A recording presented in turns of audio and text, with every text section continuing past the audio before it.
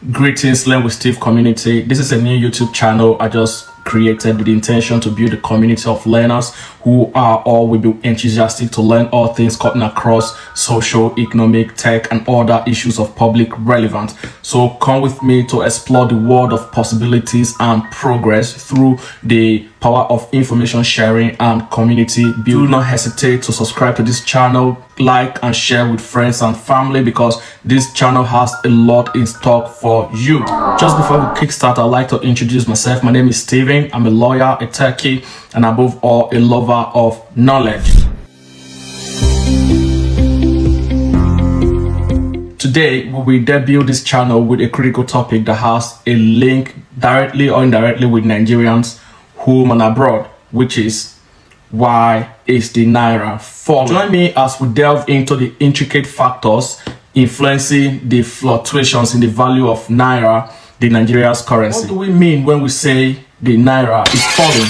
When it is said that the Naira is falling, it typically refers to a decline in the value exchange rate of the Nigerian Naira relative to other currencies, particularly the major international currencies like the US dollar, euro, and the British pound. The ripple effect is that the falling of Naira value has created a spike in the cost of living in the country. Let us say the reality of things on the street and with the market women. And everything now is 400. The salary is not increasing, but the transport rate is increasing. It's overwhelming. At Sangres Market on Lagos Island, traders say prices of goods have doubled up in the last months. I bought a bag of rice last month. So talking about the factors responsible for the devaluation of the Nigerian Naira, one of the major factors is, so I consider this particular one as the most important factor, and that is government economic management. So it is the responsibility of the Nigerian government, with cooperation from private sector and the citizens of the country, to manage the economy of the country.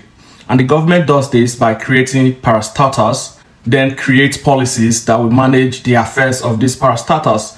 And one of the ways of managing the activities of these parastatals, making sure that they align with the economic policies of the government, is through fiscal policies. So what is fiscal policies and fiscal responsibilities? Fiscal responsibility refers to the prudent management of government finances to achieve sustainable and balanced economic development. It involves making sound decisions about government spending, taxation, and borrowing to ensure fiscal stability and to promote the overall well-being of the economy. Now, here are the key components of fiscal responsibility. Number one, balanced budget. The government must aim to balance its budget by ensuring that expenditures do not consistently exceed revenues. Now, let us have a look at the federal government expenditure, the proposed expenditure and revenue for 2024.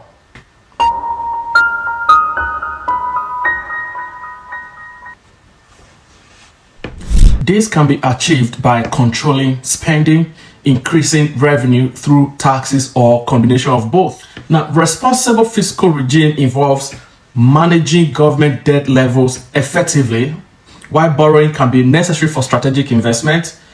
Excessive debt can lead to financial instability. Fiscal responsibility entails monitoring and managing the country's debt to maintain it to a sustainable levels.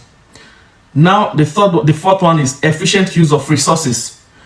Government should allocate resources efficiently and prioritize spending on areas that contribute to economic growth, public welfare, and long-term stability. This involves avoiding wasteful expenditures and ensuring that funds are used effectively.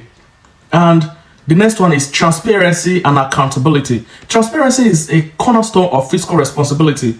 Government should provide clear, accessible, and accurate information about their finances. Accountability mechanisms such as audit and public reporting ensure that government actions align with fiscal responsibility principles. Here is what the former governor of Central Bank has to say about auditing and recording. Just a little over a week ago, the petroleum minister and the GMD of NNPC sat in front of the Senate on national television, actually said they had paid billions of dollars of subsidy on kerosene without appropriation.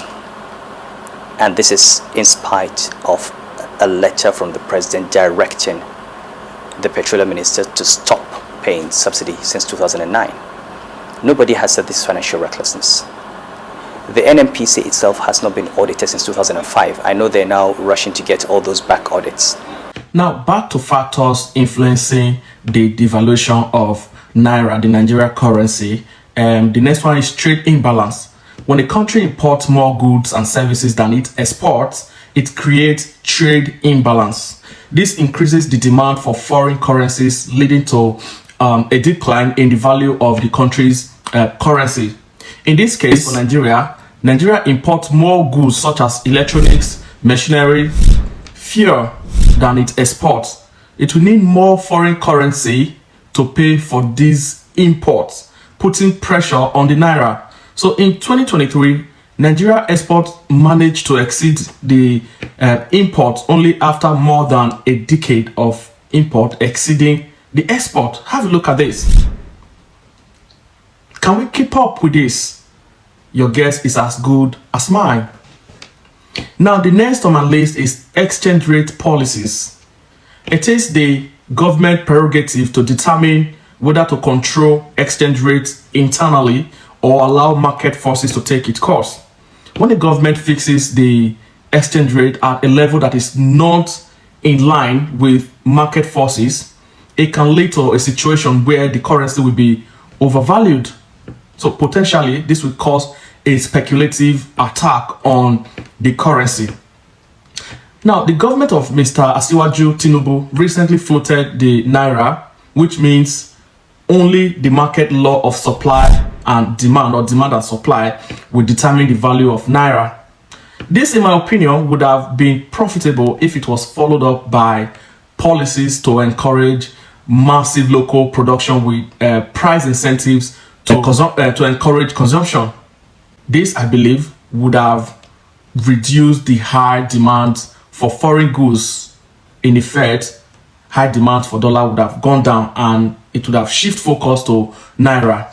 What are your take on this? Let me know in the comment section. Do you think it was entirely a bad policy for the Mr. President to announce in his first day as president to announce that he is pushing the Naira to be determined by market forces? Was that the right decision, or what was he supposed to do? Let me know in the comment section.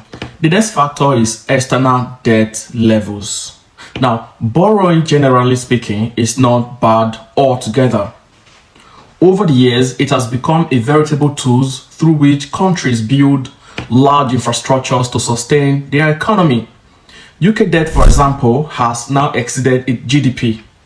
US, on the other hand, has a spike and their debt to GDP ratio is now over 200%. Here is what a US economist have to say. There are two famous economists, Larry Summers, the former US Treasury Secretary, and Olivier Blanchard, the former chief economist at the IMF. At a 2017 conference about lessons learned from the Great Recession, these two asked a big question. If you're borrowing money to help your economy grow, and the growth you're getting is higher than the interest you pay, why not just spend more money? Here's how Blanchard put it. You can still issue debt and in effect not repay it. If you never repay it, the debt to GDP ratio will still eventually converge. It will never explode. Saying that it does not matter as long as the interest payable on the debt stays low.